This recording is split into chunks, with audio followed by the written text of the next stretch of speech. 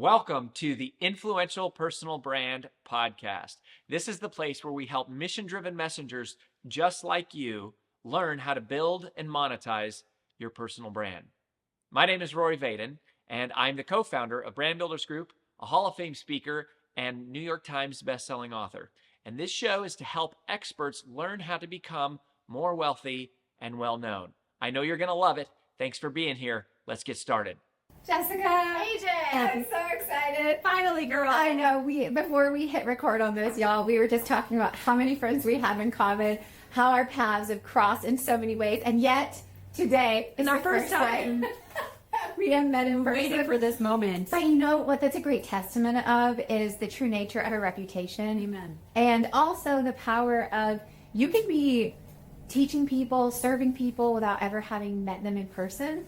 It's such a testament of the power of content and just the work that you're doing, because we both clearly knew about each other. I told her, I was like, I have your book sitting on my shelf. And that made my whole freaking day.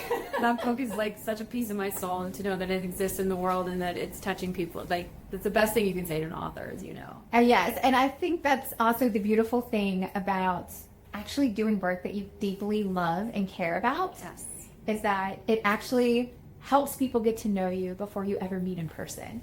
Power of personal brand. That's right. Jay, I've been preaching this for over a decade, as you guys have been too.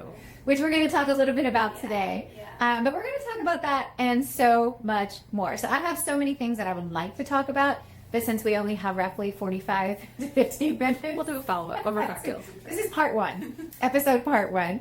But here's the first question. I told you that we had an event last week with a lot of our community at Brand Builders Group here in Nashville. And there was this circulating conversation that came up over the 2 days.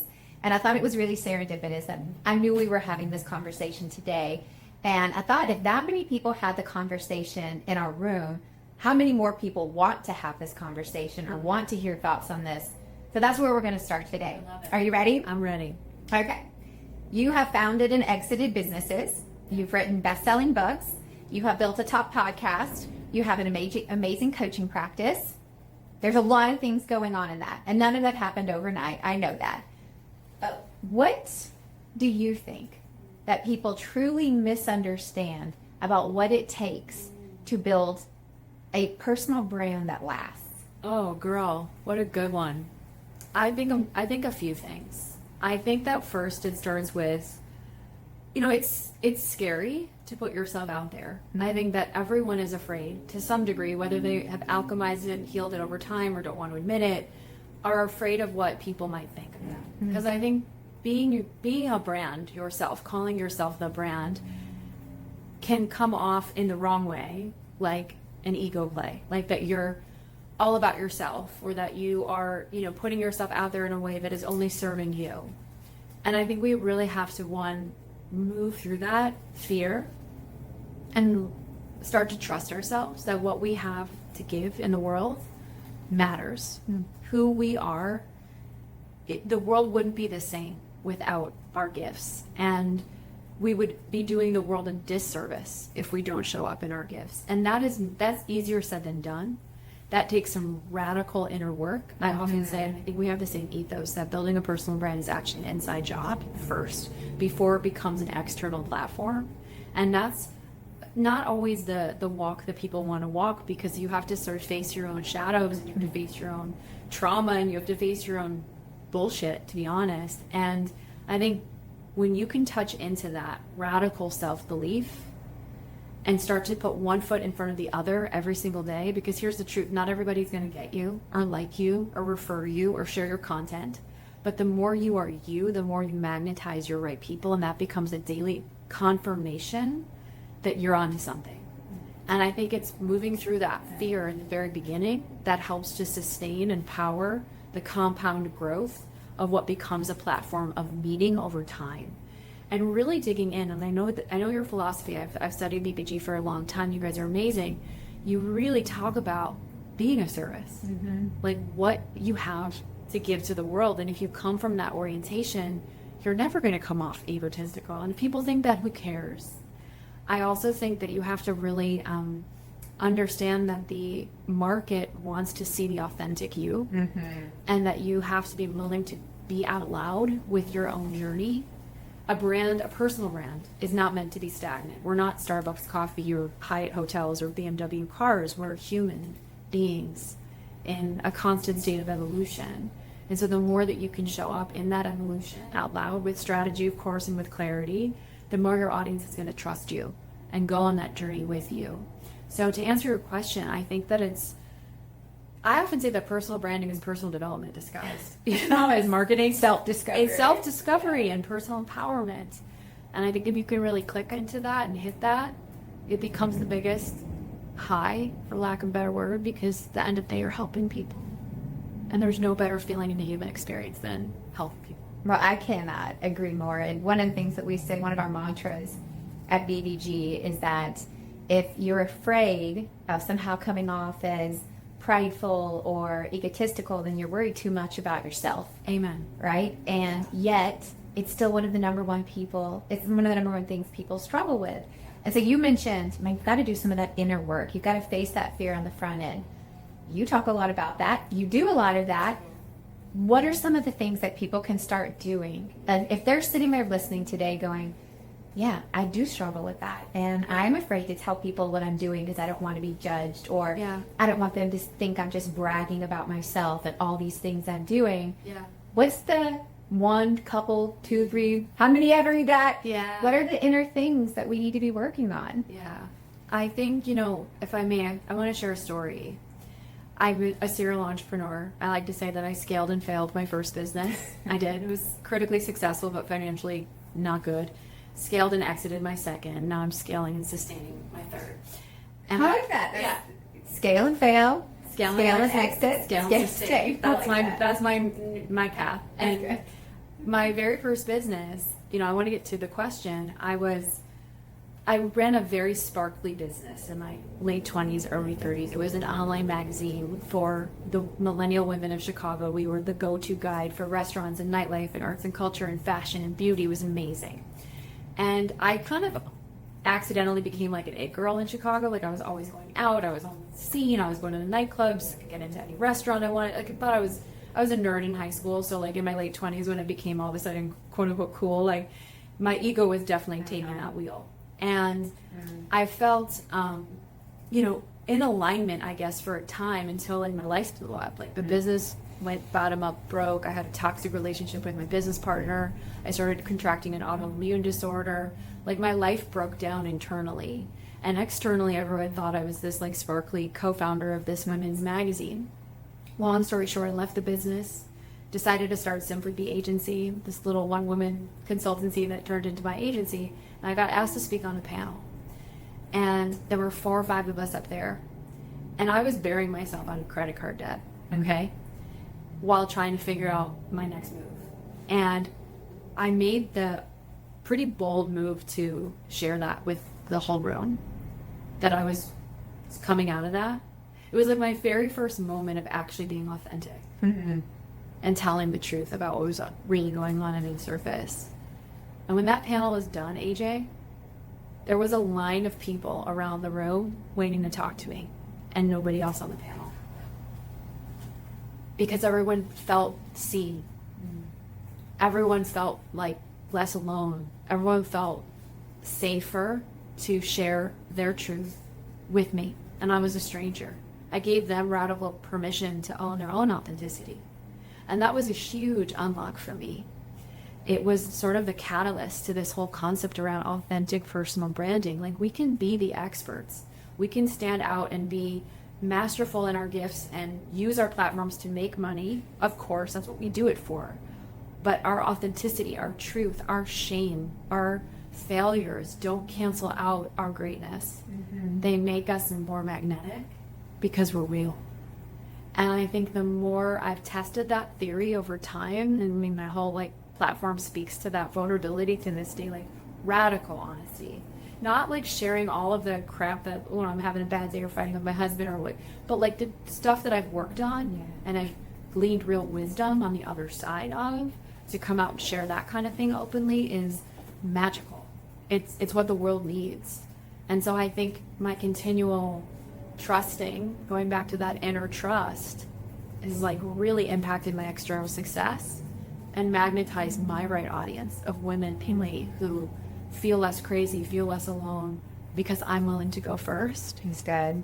And we all should go first. We could heal the world if we went first, You know, what I love about what I heard you say is, because I think a lot of people talk about authentic leadership, be authentic online, authentic review. Like, there's all these tag phrases, but no one has really made it clear. And this is something I just heard. It just clicked for me literally for the first time of what authentic really means. And you said telling the truth. Yes. That's what it means to be authentic. Yes. Is tell the truth. Right. Like the whole concept of be authentic, it's like, yeah, but how? But it's tell the truth. Yes. And if I can add one thing to that, I think it's telling the truth from a vibration. And I'm very spiritual, so you'll hear me say words like that. From a vibration, a frequency of love, not fear. Like, to not tell the truth to hurt somebody or make yourself look better or dump, but to tell the truth, back to this word, in service of somebody else's awakening, aha moment. I think if we can really come back, people feel that. Like, if you're there to show your behind the kimono, not for your own indulgence, but for someone else's gain. Right, not for the sake of oversharing. Oh, exactly. And that's what you said, dump. So here's a follow-up question I have to this, because in this concept of, okay, be authentic, put it all out there, tell the truth. How much? Yeah. What? Yeah. When? Where? Yeah. They should read my book, B. I'll give them all the codes on how to do that. I really believe that. A couple things. One, your life does not belong in a glass case online. Like, you can keep things private. You can be discretional. You can be intentional. Doesn't make you any less authentic. I think that's one. And going back to what I said earlier, personal branding is active empowerment. In many ways, like, and if you're in alignment and you're coming from love and you're coming from truth and you're coming from service, this is never going to feel manipulative. But you get to teach the market who you are. You get to teach the market how to see you. You get to write your own narrative every single day based on what you say. You are who you say you are over and over and over again. To me, there's nothing more empowering in life than that. However, you get to design what's for people and what's not for people. And I kind of have this framework in my book B called the Personal Brand Hologram. I teach this in my school. I do this in all of my private coaching to help craft a message, because I believe that branding at its core is an exercise in clarity. Like, you have to really be known as the thing and felt as that thing within less than 15 seconds, less actually now, to someone who's never heard of you, to create that emotional response. And we need clarity to do that. But we can't sacrifice depth. So how do we create that beautiful juxtaposition of this holistic message that encapsulates both your expertise and your humanity? I also think the last thing I'll add to that is, I'll tell you another quick story. When I first got jumped on Facebook back in like 2008, 9, 10, whenever that was, I was going through this horrible breakup, with this ex-boyfriend of mine. And I was getting on Facebook at the time being like super passive aggressive and like sharing stuff that I knew he would see, that he would, be mad or hurt. As we all have. As we all have, exactly. And I remember somebody I really trusted pulled me aside and was like, Jess, the internet is not a place to process. That's so good. You have your therapist for that. That's so good. The internet is a place for you to show up once you've gone through that breakup, healed, grown, gathered new information for women who are going through a breakup too. But right now you're making this one cathartic hot mess on the internet, and no one cares. Yeah, that's so good. It was brutally honest. It was the best feedback I ever got. And I'm like, okay, heard. When we show up in our whatever parts of the glass house we do want to share, let's just make sure that it's clean. That's good. That's really, I think, a huge part of that authentic. It's like once you have gleaned the lesson, and you've healed from the hurt, then it's time to go back and share. Right. It's like once you're out of the pit. Correct. Then you can go back and talk about everything, but not necessarily while you're in it. And I think that's a big reason why social media gets a bad rap, because we weaponize it. And you can feel that. You can feel that frequency. And I feel like it's the people, the brands, many of the people that you and I know and are friends with that are, really doing well in this space come from that place. Like, they're being authentic, they're being honest, they're sharing their stories, but it's not like for them or targeted. It's for their community. And it can still be raw and real as long as you've not processed it in real time.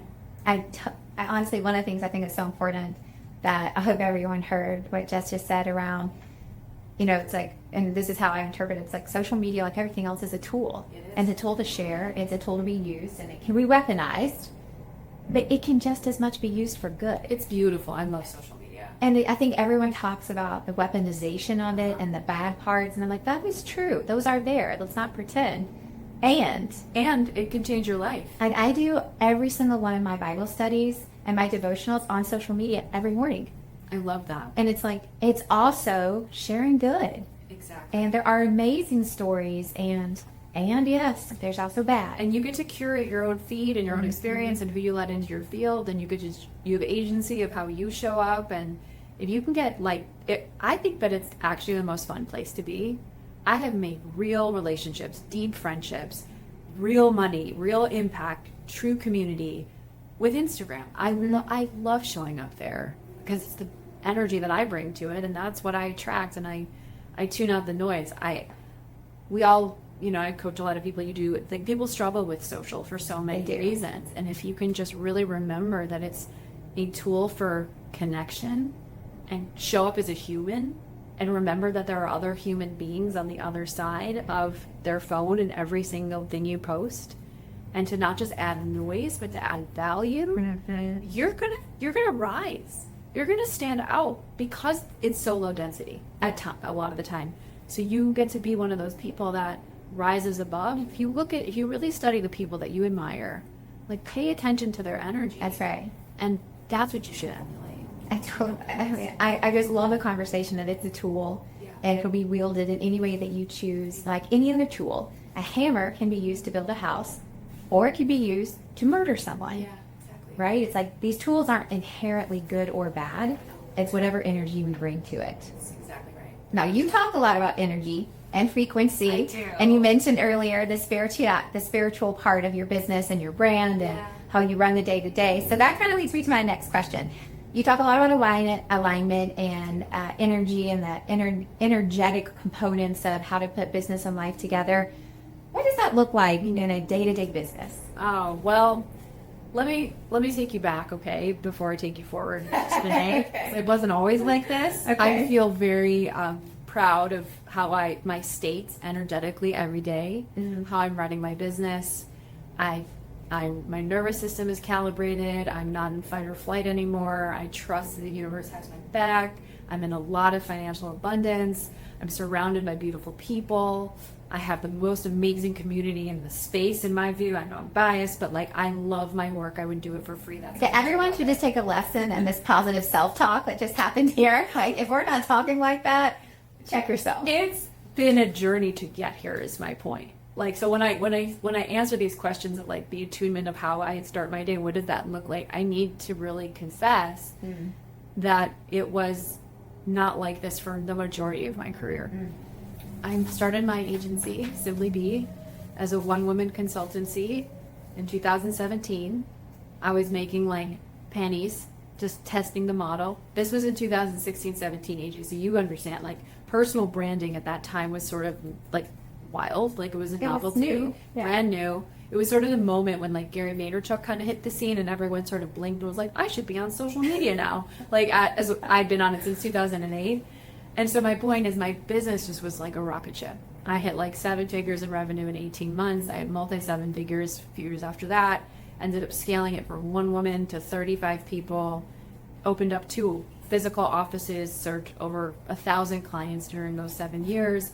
It was like sprinting up a mountain, and I was scaling so fast. My business was doubling, tripling. Still in Chicago. This was all in Chicago. And in 2022, I hit burnout. And we talk about burnout a lot in this space. Yeah. I think there's a spectrum of burnout. I had had it a few times building, but this particular moment in 22, I had reached a point of complete physical, emotional, and mental depletion, and was diagnosed with situational depression. And I couldn't function because my body broke down from working that hard. So out of alignment. 100-hour work weeks, not sleeping, holding up the sky, pounding the coffee, 7 a.m. to 10 a.m. work days on so many airplanes, always on, hiring, firing, making sure the clients were happy, ensuring new business was coming in, being the spokesperson for the podcast, the book, like running the operation. It was awful. And it was really that year that was sort of my darkest night. Mm-hmm. And I've always been a spiritual person, like more in the closet spiritual. Like I have a lot of woo-woo beliefs, and they've been my anchor, right? They've been my North Star. And I decided to really turn to my spiritual practice that year because I was so in the dark. And I went to Egypt at the end of that year. It was a very transformational 15-day pilgrimage. Came back a different person. Mm. And I really made the commitment. I made new agreements with myself. Do you mind if I ask Yeah. what happened in that 15 days? Yeah. And you came back a different person. Yeah. I write about all of this extensively in my new book, The Light Work. Okay. The whole book is inspired by that trip. It's the journey of that trip. But what I will say about Egypt, you're up at 4 or 5 in the morning. It's not a vacation. It's an aggressive experience where you're going to all of these sacred temples. Mm. And these temples are not just physical structures. They're alive with like pulsing energy from ancient civilizations. If you look at the map of the planet, like Egypt is directly under, at certain parts of the year, Orion's belt. It's a starbate. It has deep connection to other dimensions. And things that happen to you, I'll just speak for myself. The things that happened to me in Egypt sound crazy when I recount them. Like, you were on drugs, you're making this up, this feels like a movie. Like, this was my lived experience. Mm. And I had multiple experiences in many temples, particularly in the temples of Isis, who's the goddess of love, Hathor, who's the goddess of bliss, and Sekhmet, who's the goddess of feminine leadership and power. And I heard messages, I saw visions, I had physical things happen to my body that just turned over what felt like cells in my system. Mm. And I got the biggest download, the biggest memo of that trip was that I, up until that moment in my life, and I was 41, had kind of missed the plot of my human experience, which was to actually enjoy it.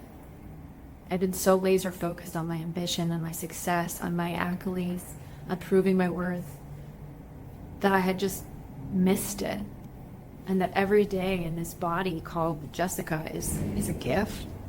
And there are so many things like eating chocolate and snuggling my dog and wearing a cute outfit, traveling the world and creating a business based on my purpose. Like, how radically amazing is it to be a human being that we have these abilities and privileges, at least where we come from, and to not take that for granted. And that changed me to my core. And I came home. And I had left that version of Jessica kind of in Egypt.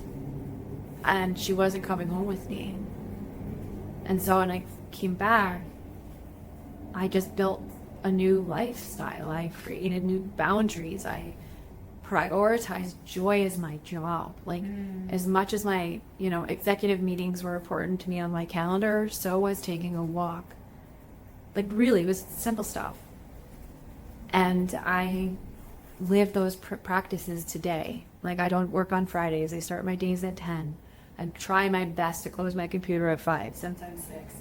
I dance. I color. I meditate. I listen to music. I've tweaked the pace of how I engage with life itself. And I'm not any less successful. And I'm not any less impactful. I calibrated my body to align to how my higher self needs to feel. And I teach this in my work, like women especially, and I know you have men and listening to your podcast, but we've really internalized patriarchal principles as normal. We're not designed to work in that rhythm. We're designed in a very specific rhythm, a cyclical rhythm.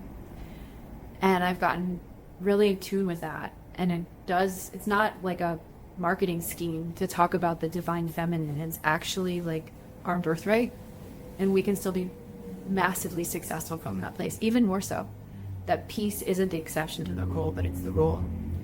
And so it's a practice. It's not like this destination. It's something I work on all the time. but it's my highest principle. And so that's what it looks like today. It's simple. A lot of it is, I love that you said boundaries. Yes, it is. And it's designing a schedule and a lifestyle that puts you in the best place to do the things that you love. And I love that. Make joy your job, Yep, right? that's it. Why do something if it's torturing you? And yet we do that, men and women alike. But since we're both women, we can speak to that a little bit more personally. And I think that's important because I think a lot of people, at least that we work with in the Brand Builders Group community, are not on the verge of burnout, but they were, Yeah. right? And a lot of what they want to talk about is that. And it almost feels like that's this hustle culture has been this epidemic. And yeah. so I'd love to hear your thoughts on this concept of hustle culture and, work till your eyes bleed, and a lot of the things that have been very much the sentiment of you have to work this many hours and you have to do it this way and you have to be on all the time. And it's also just not true. No, it's a lie. Yeah. It's a programming. Well, my podcast is called The Spiritual Hustler. I don't know if you knew that, but I basically launched a whole podcast to reclaim that word hustle as an antidote to that toxic hustle culture that men, women alike, we're all so deep in. And I think, not to keep quoting Gary Vaynerchuk, but I love him and I've lived in his stuff for a while, said once on his podcast, like, he works 100 hours, whatever he does, and he doesn't feel like he's hustling because he loves what he does. And that the accountant who's working a 40-hour desk job who hates it is the one who's hustling, not the crazy entrepreneur who won't ever turn it off. Now, that being said, there is something to really note about our bodies, our systems, to really honor our sleep cycles, our nervous system, making sure that we're getting the right nutrition and hydration. Like when you're working so hard and so fast in service of something that you love, your body will catch up to you no matter what. It will tell you eventually. It will tell you. It'll listen to the whispers before they become screams, as they say. And I think that if we can just really look around, I really want to make this point around hustle culture because of social media. Back to that, what we're like living in is this hall of mirrors, this world that we never really lived in before up until about 15 years ago, where we can see everyone else's lives and success and happiness and great body and perfect marriage and 7-figure launches. And it's like we really have to look at our own state of what our North Stars are and what we're comparing ourselves to.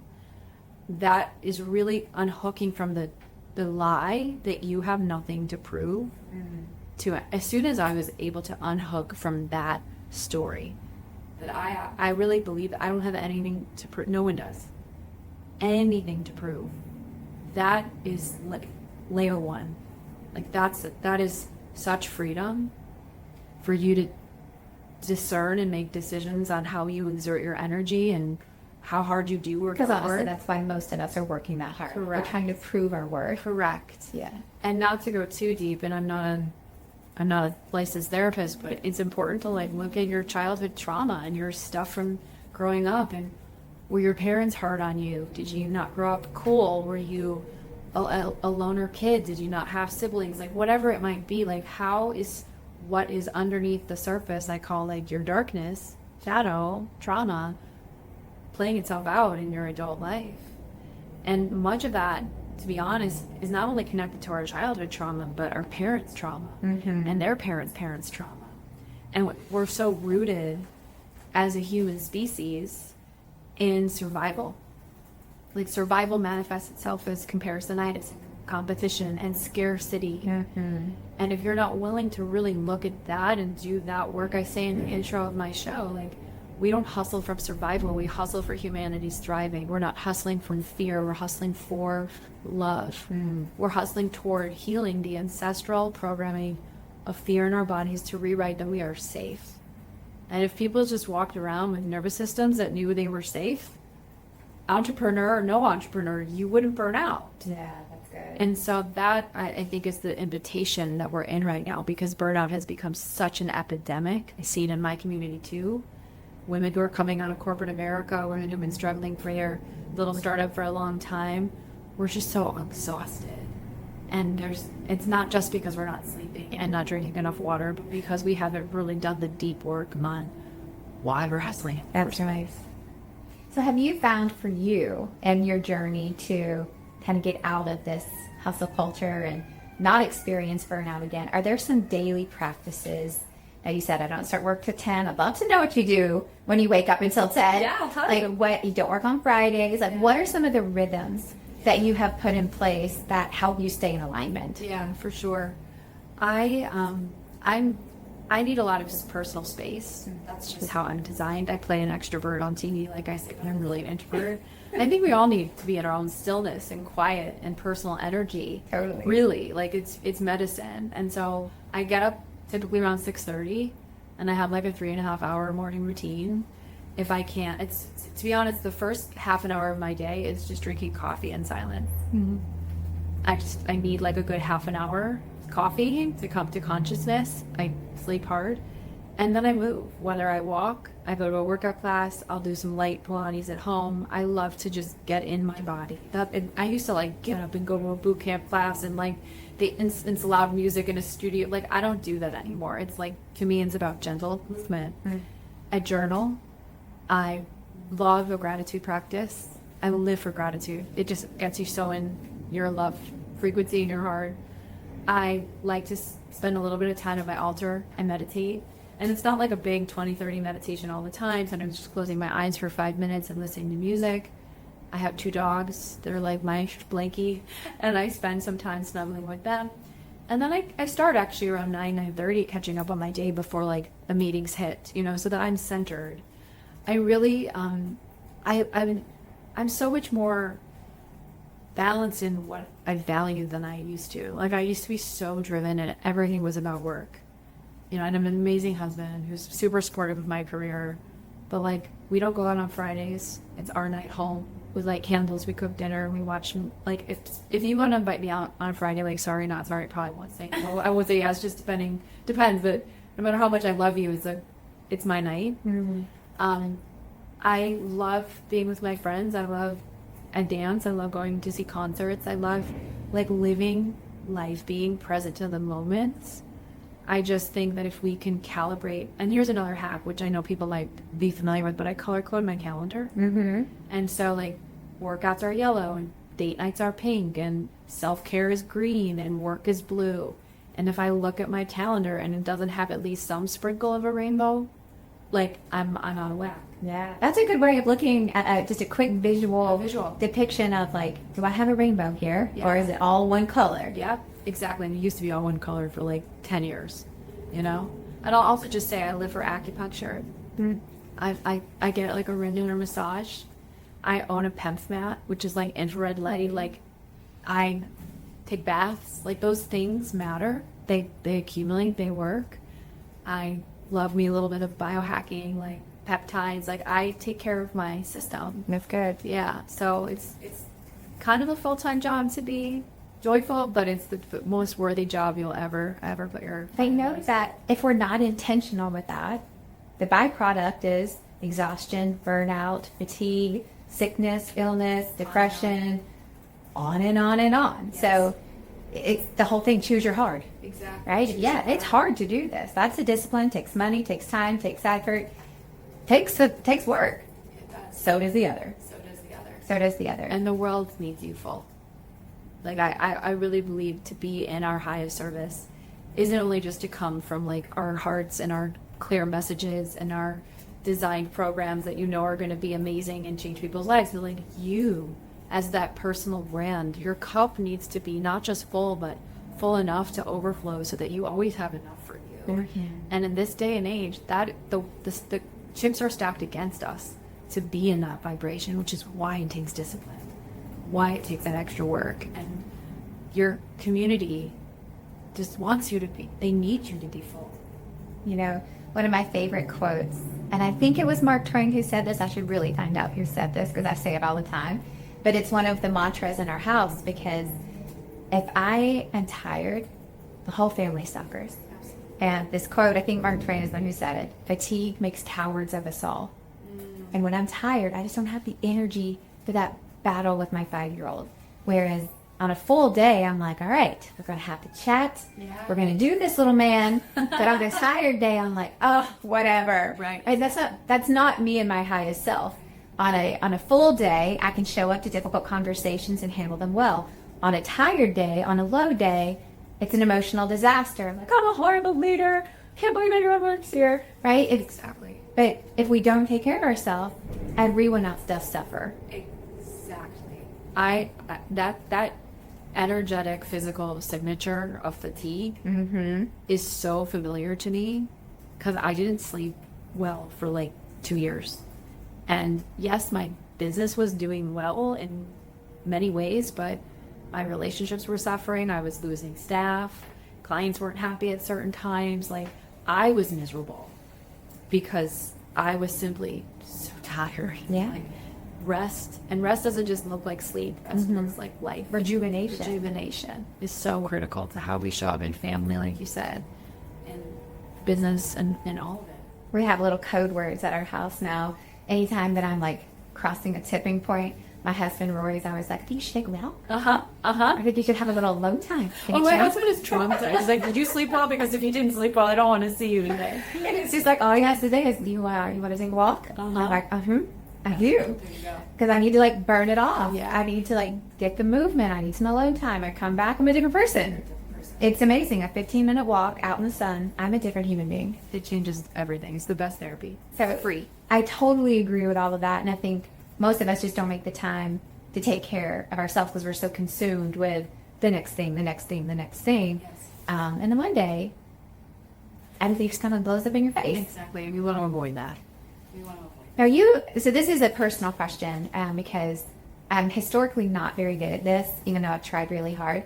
As you said, I journal. Yeah. I know a lot of people who journal, and I know it's a big thing. It has never been my thing. Yeah. And this particular year, I really heard the Lord tell me, I want you to journal. I want you to actually document your prayer time. So I've been doing it more so than before. Maybe not every day, but I really struggle with this whole practice of journaling. So if there's anyone else listening that can relate to that, what do you journal? Like, what are your prompts? Like, what makes this a regular habit for you? Yeah. Oh, I love this question. So I've been journaling since I was in 5th grade. Okay, well, you're basically an expert. I mean, maybe not, but like definitely committed. I have saved them all. No way. Yeah. You know that like hypothesis question, like if your house was burning down, like what would you take? I would take my dogs and I'd take my journals. You leave your husband? No, he'd help me take the journal and the passports. That's what he would do. But my journals are like, I'm so grateful for them because I have this real like tone of my life, you know? And it really just depends on the day. I love a gratitude practice. I'm very connected to the moon. Like the new moon is about like setting intentions. The full moon is about releasing. So I'll journal accordingly on those parts of the month. Sometimes I just get up and I need to just like talk to somebody, talk to myself. I don't really have too many prompts. Sometimes it's like literally I'm processing like a big fight I had with a friend or some stress at work. It just feels good, that neurological like hand to, paper with a pen really helps quell a lot of the anxiety and just gets it out. Sometimes I just like to document my life. Like I traveled this week, I saw this friend it was so good to connect. This week feels heavy and I'm, looking forward to Wednesday because I don't have any plans after. I mean, sometimes it's just basic stuff, but it's that morning, like almost date that you have with yourself where you can, the journal is neutral. It's there to meet you wherever you are with no judgment. And I just look back. Sometimes I'll like pull one off the shelf and I'll look back when I was in college, and I'm so grateful that I have those memories. But I just depends on the day. I'm very intuitive with it. And I will tell you at this stage, if I don't journal for like weeks, I feel a difference. I feel ungrounded. So I would release any pressure. It can really look like however you want it to look. This is one fun hack. I don't know if this will resonate, but I have journals that have blank pages in them. So I bought myself, this was like during my burnout healing chapter. I went to the art store. I bought a bunch of colored pencils. I suck at drawing, EJ. Like it looks like I'm a 4th grader, but I'll draw, I'll create, and it's really not a lot, but enough. And it really drops me into my creativity. And like that little part of me that I tucked away so long ago. And that's really, really healing. Really healing with no judgment, just to draw whatever comes to you. I love that. Yeah. So I needed these tips Great. so that I can get more. I love that for you. That's Practice. beautiful that the Lord told you that and that you're taking that aside. But it's like I have so many friends who it's the very first thing they do every day, and if they don't journal, it's like I don't even function that well today if I don't process my thoughts in the morning. And I've always been so curious of what are you journaling? Like, can I just borrow it and read it so I can, Yeah. But it's good to go. It's like, hey, every day looks different. Yeah. And it's just, I love that. It's a date with yourself. It's a date with yourself. To just process your thoughts and not rush into the next thing.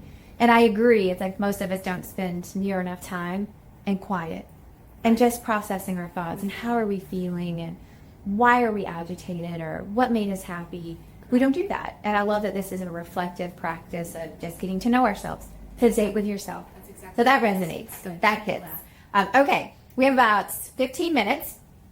And I want to make sure that there's just a last couple of quick things to hit. Some rapid fire questions. I love rapid fire. But before I do that, I want to make sure that everyone who's enjoying this conversation gets to stay in touch with you. And you can go to jessicazweig.com. And we'll put that in the show notes because I know it's not going to be easy to spell and you're not probably in a place to write it down. But we will put it in the show notes. But then you also have your podcast, you have your books.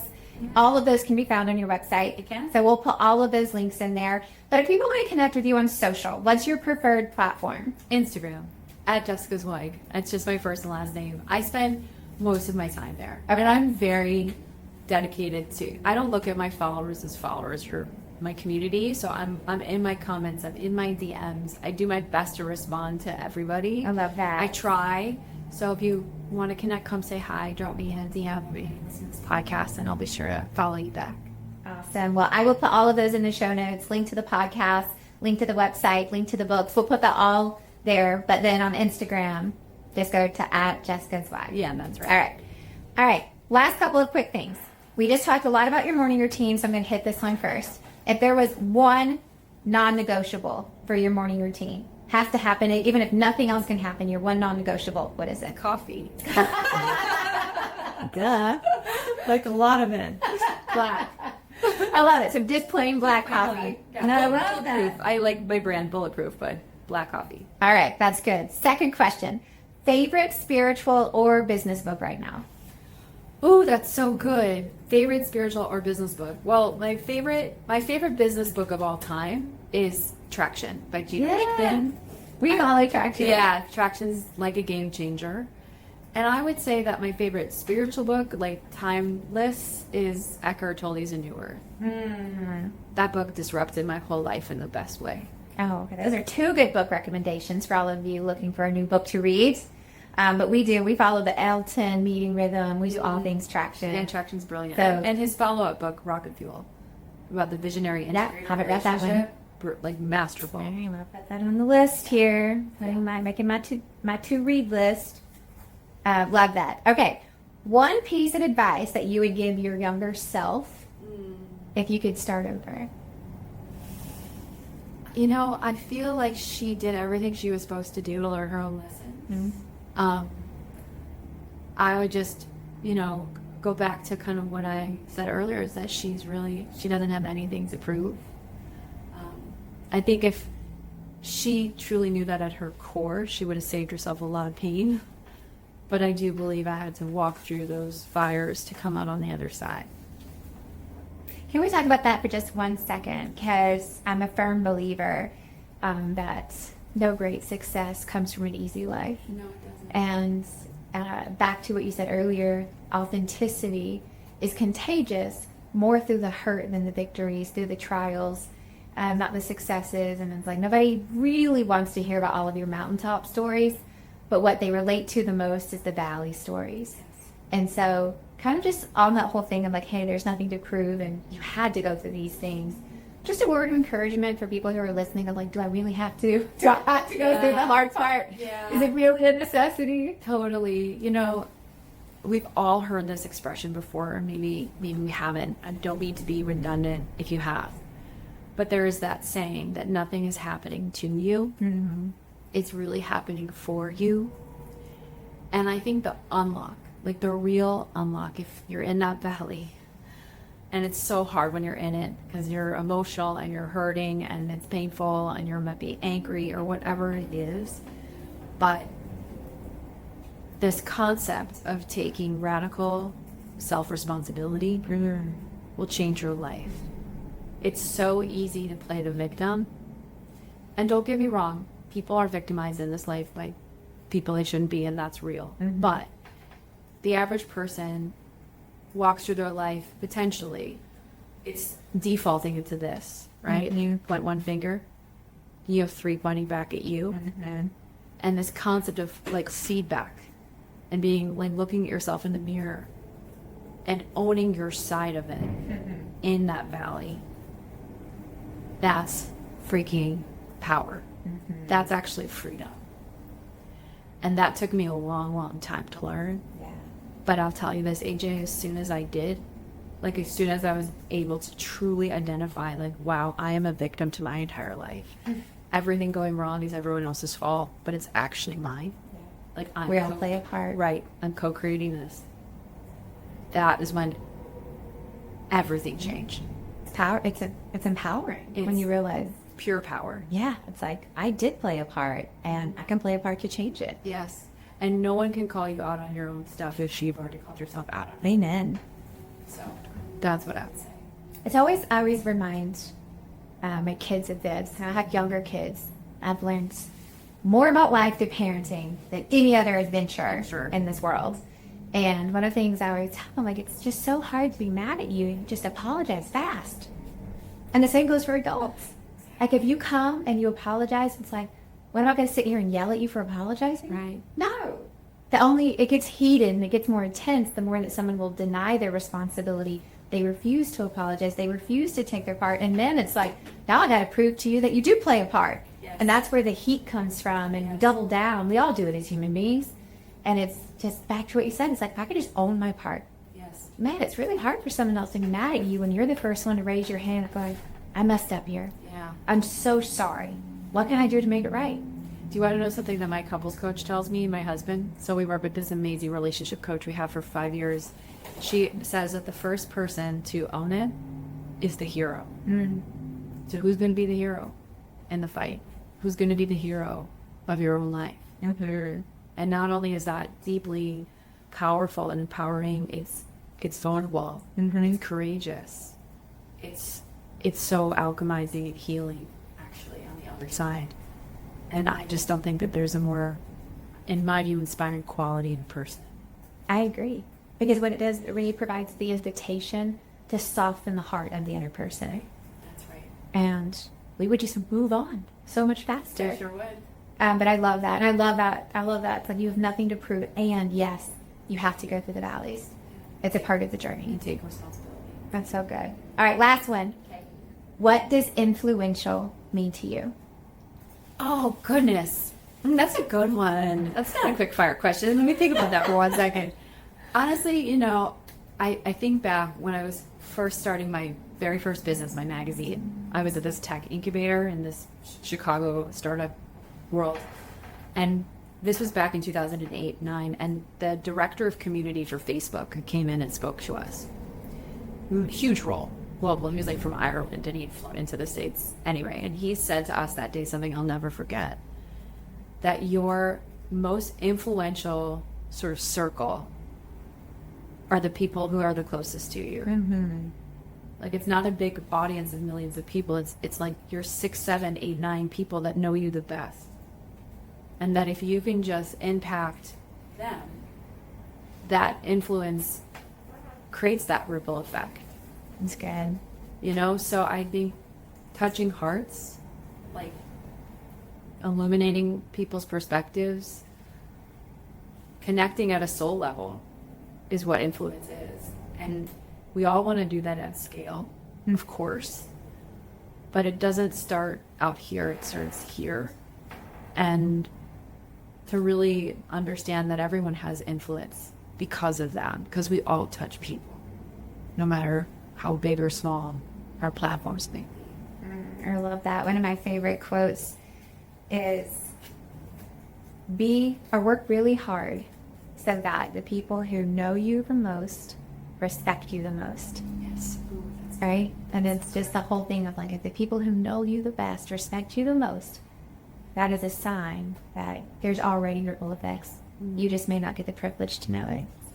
Oh, Jessica, such a good interview. Like I said, this is hopefully part one of more conversations to have. This has been such a lovely conversation. Yeah.